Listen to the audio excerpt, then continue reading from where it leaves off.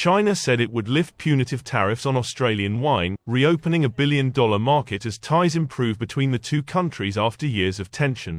Canberra swiftly responded by dropping its case against Beijing at the World Trade Organization, welcoming an end to sanctions that had plunged many Australian winemakers into crisis.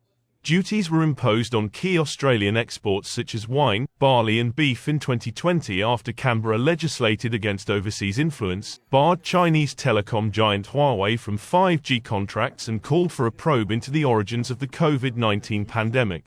China was the largest destination for Australian bottled wine before the sanctions were imposed, accounting for 33% of export revenue in 2020, data from the Australian government shows. But trade restrictions have tapered since Australia's centre-left government was elected in 2022 and adopted a less confrontational approach. Beijing's Commerce Ministry said the lifting of what it called anti-dumping duties and anti-subsidy duties on wines from Australia was due to changes in the market situation of the relevant wines in China. Tariffs and barriers have already been removed from commodities including Australian coal, timber and barley.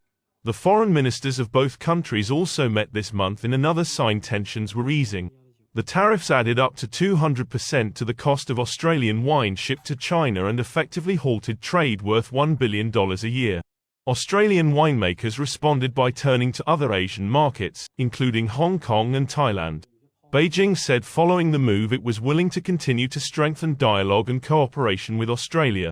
But, while bilateral trade has made some recovery, the two countries remain at odds in strategic areas.